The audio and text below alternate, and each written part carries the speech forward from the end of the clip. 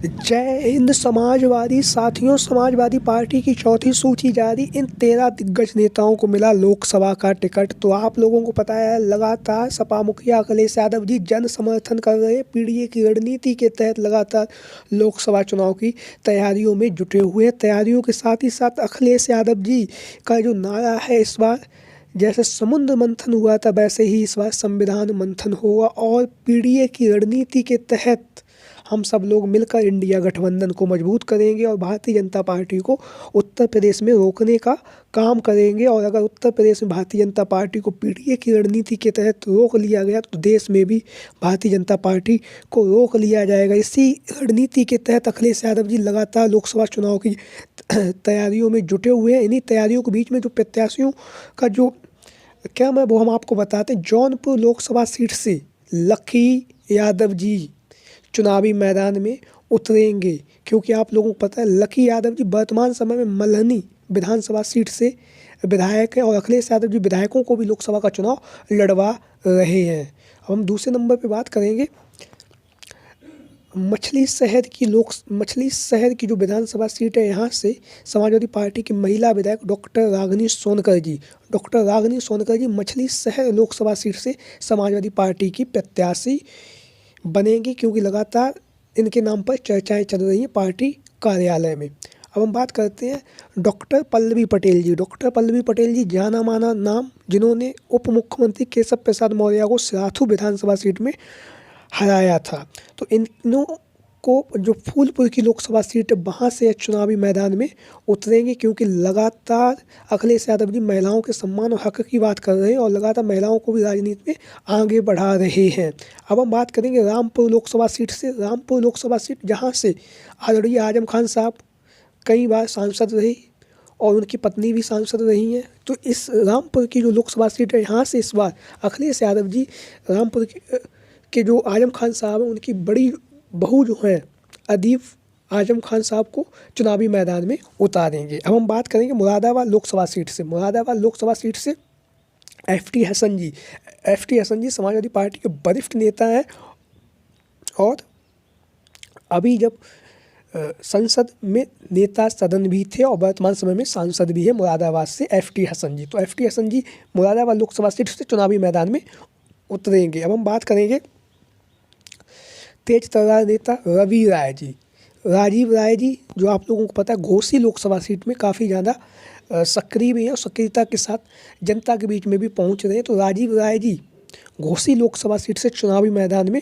उतरेंगे, क्योंकि लगातार यह जन समर्थन कर रहे हैं, जनता के बीच में पहुंच भी रहे हैं और जन समर्थन के माध्यम से लोगों से मिल भी रहे हैं। राजीव राय जी घोसी लोकसभा सीट से लोकसभा की उम्मीदवारी करेंगे। अब हम बात करेंगे धर्मेंद्र यादव जी जो पूर्व में बदायूं से सांसद रह चुके हैं। समाजवादी पार्टी की पहली सूची में इन्हें बदायूं से सांसद पद के लिए प्रत्याशी भी बनाया गया था, लेकिन फिर इनका टिकट काट दिया गया। उसके बाद इन्हें आजमगढ़ और कन्नौज की लोकसभा सीट का प्रभारी बनाया गया। हाँ, इनके आजमगढ़ लोकसभा सीट से चुनावी मैदान में उतरेंगे।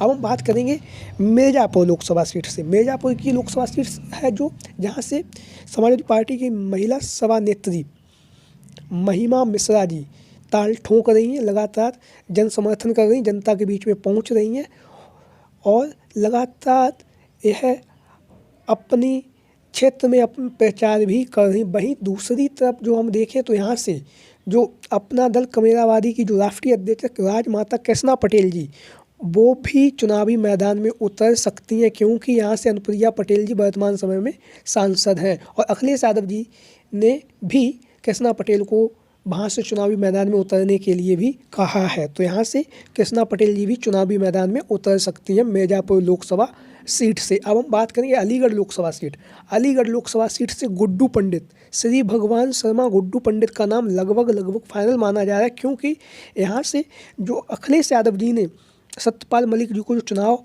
लड़ने का जो ऑफर दिया था, हालांकि उन्होंने मना कर दिया है इस पर। तो उसके बाद गुड्डू पंडित की दावेदारी मजबूत मानी जा रही है और ये गुड्डू पंडित जी के खाते में ये टिकट जा रही है अलीगढ़ की लोकसभा सीट से। अब हम बात करेंगे संभल लोकसभा सीट से।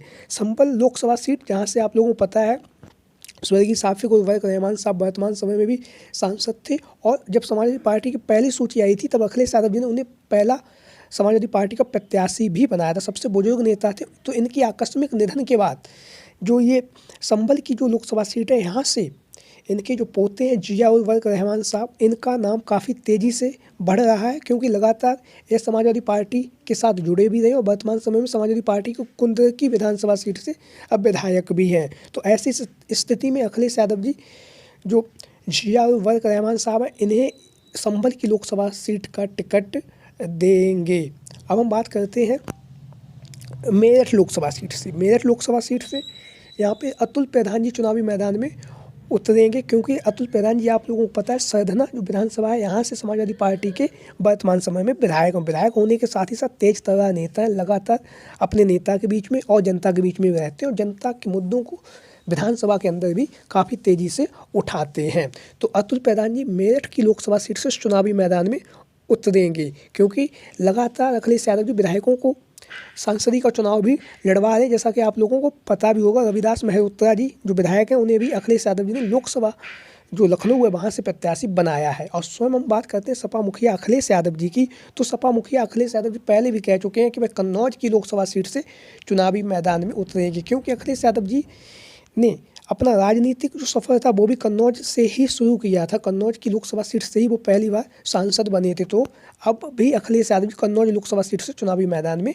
उतरेंगे। तो ये वो नाम है जो समाजवादी पार्टी की चौथी सूची में लगभग तय माने जा रहे हैं। इन्हीं नामों को ऐलान जब समाजवादी पार्टी की जब चौथी सूची आएगी तो उसमें आप लोगों को देखने के लिए मिलेगा, क्योंकि ये लोग जनता के बीच में भी पहुंच रहे हैं, जनसंपर्क के माध्यम से जनता से जुड़ भी रहे हैं। तो सभी समाजवादी साथी समाजवादी विचारधारा से जुड़ने के लिए अपनी चैनल को सब्सक्राइब करें और इन प्रत्याशियों के नामों में अगर कोई हेर फेर हो, कोई आपके कोई कमेंट करना हो, वो आप अपनी राय कमेंट